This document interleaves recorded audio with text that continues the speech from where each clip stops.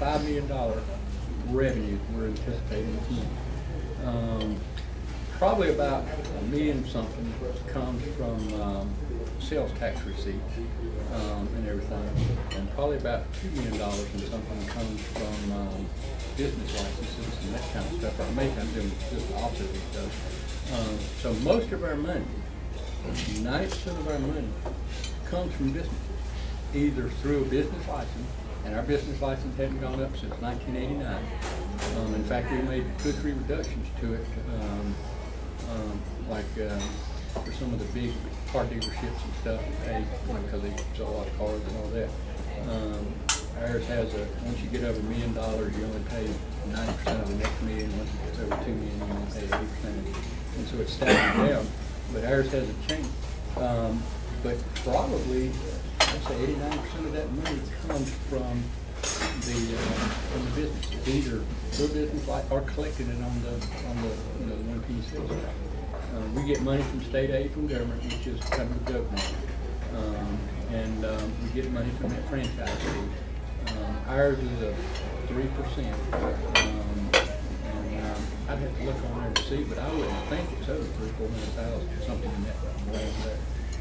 We've even talked before, and again, this gets back to that zero property tax and conservative. Can we run our town off business license and off the 1P sales tax, and then take all that other money that can't be counted on, such as the state aid, government aid, because they fluctuate there and put it back, and take that money and use it for, say, special projects that are maybe here today and gone tomorrow. And the same thing for the franchise fee. Or take that franchise fee and set it in the county and use it only for this stuff here, which would be like 5%. We don't get a, what's it called, a hospitality tax, because we have all that goes to Richland County. And we get something from the state based on whatever the state pays to all municipalities. We looked at even bringing that $1 penny, I think it's hospitality tax, in, and use that money, say, for other concert park and that kind of stuff. But it means another tax that. And here's the thing too about accommodation tax, sales taxes, all that good garbage, is that if we want to tax somebody, we should tax somebody. We should put it on property tax, we should do this, we should do that, and we should vote on it or get kicked out of office or whatever. When you turn around and add a tax to a business that they got to collect for you, to me that's kind of, yeah, if you ain't got the nerve to do it yourself, don't expect somebody else to do it. But that's the way it goes. But we haven't done it yet because even though they're going to charge it, and here's something short on that same little subject. I asked somebody one day down at the county, why don't y'all pay property tax on all your property? And you know what their response was? Well, we wouldn't pay it, we just have to charge the taxpayer. And I'm like, well, what do you think a business does when you tell them to charge? I mean, in some mind somewhere, they got it figured out that the business pays it out of their pocket, doesn't pass it on, but they're going to pass it on. But all those little added fees, we really don't get a lot of it. Ours, like I say, is 3%, and I can't remember what we get some from Mid-Carolina Electric, SC&D. I don't think we get none from the water company. I think it's those 2 places there. But it's really not a lot. We looked at one time changing that to 4%, and we were going to take that money and put it into beautification maintenance, because Arbor Day buys the trees and we maintain them, we dig them up and clean them and all that, and put that money aside for that. But it really wasn't, that 1% wasn't that much money. We just decided, well, we'll leave it where it is right now. I want to tell you, sir, I drive through Irma 50 times a day. Got a great police department. I think you're dead on with that's the government's function to provide public service, and everything else is ancillary. And I make sure my taillights will work when I drive through there. They have a fantastic police department, do a great job, and my question was going to be about the overstrut. You may have already answered it. Is that something the town's going to continue? Because I've heard a lot of fluctuation. Well, personally, I think the town's going to continue. Personally, I don't think the town should. I don't think we should. I think it ought to be given to an independent group. You know, I've heard a lot of things about it. I've looked at it since day one. And the Oaks truck, you know, I think Barry says it in his article, it's not a moneymaker. Right. But there's a difference in a moneymaker and something that costs money. The Oaks truck at one time had $85,000 in the bank. Tax money we used to get. We quit that. They had that as a reserve. That reserve now is like $89,000. And that's in 2005. And now they roll like, you know, depending on how you figure it, $72,000 a year. And at some point, that reserve's not going to be there. That means we as a taxpayer got to pay it out of our general fund.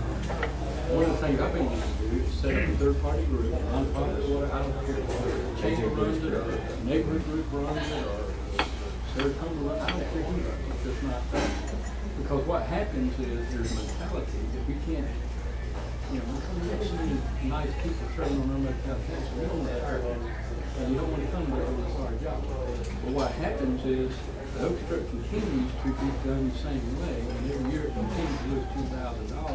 And at some point, you know, it's like, well, you know, now you're down to 30, now you're down to 20, now you're down to 10. Well, what are you going to do now? And their comment has been many times, well, y'all are going to back us up, right? And I'm like, no, why should we? And I think, you know, it's 37-something years old. You know, I love my kids, and I hate the day that they leave. But if they stay there until they're 37 years old and don't work and cost me $10,000 a year, I can guarantee you something's going to change in that picture. Way before 37 Way years. before 37 years. years. And, you know, that's part of the problem with the Oak truck. It's not self-supporting, and mom would baby it, keeping it in the house, and it needs to be home and say stand up and move on. But council doesn't want to do that. If you give it to a third-party group, they could change it to the Chapin or to the Lexington County of the Richmond or who knows what.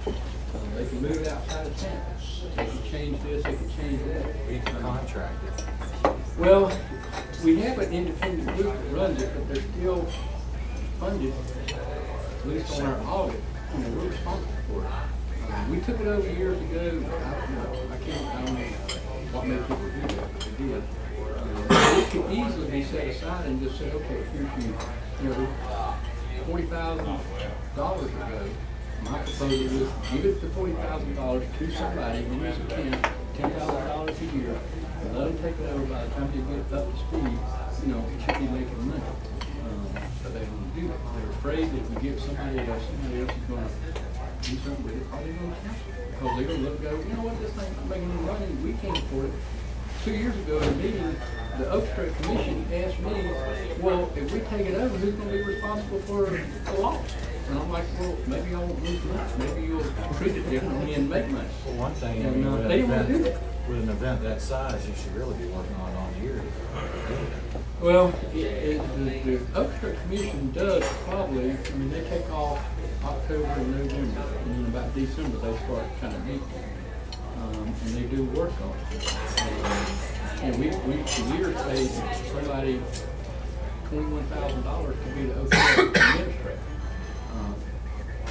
And you're losing $10,000 a year. It's easy to kind of go, don't pay this person and only give them 10, they get paid. And we finally, because of the stuff getting so hard, and you know, at some point you got to get involved. I got involved and people, they quit. They started dropping out. And our administrator, not the town administrator, but the Oak Street resigned. And luckily we didn't turn him back, and then he offered to come back, and then we said no. And then we decided we'd do it out and take $20,000, which is what we're doing this year. We had to pay $20,000 for the parking lot this year. So it was calculated. $20,000? Just to use the parking lot? Yeah, I heard that went up. Yeah, it went up from $1 a year to $20,000. Last year we paid $3,000 to get the owner. Who owns the parking lot? Some guy in California, he owns the old shopping center. And we got what would you call it, arm twisters or embezzled or shorted or something. they knew we didn't have a location. Oh. And so that's what they did. And council agreed because to them, Irma would probably drive more away than but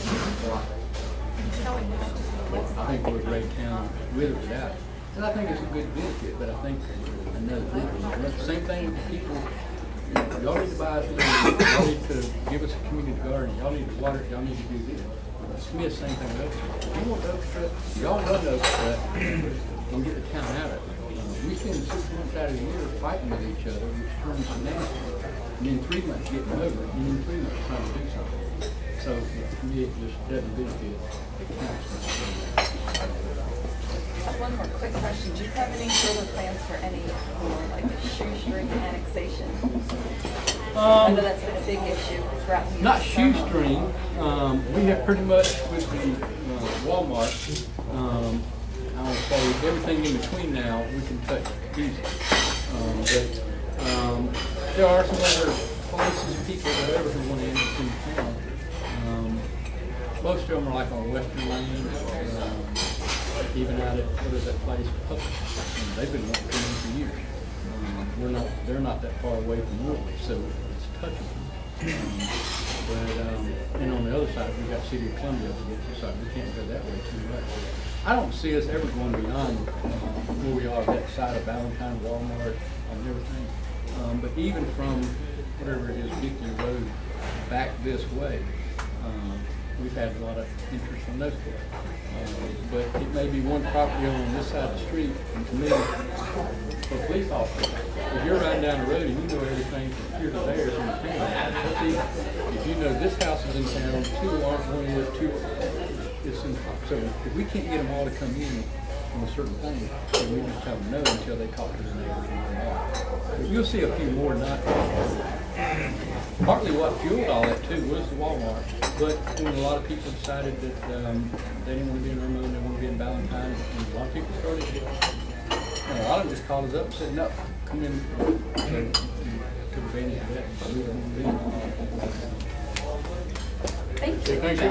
Thank you.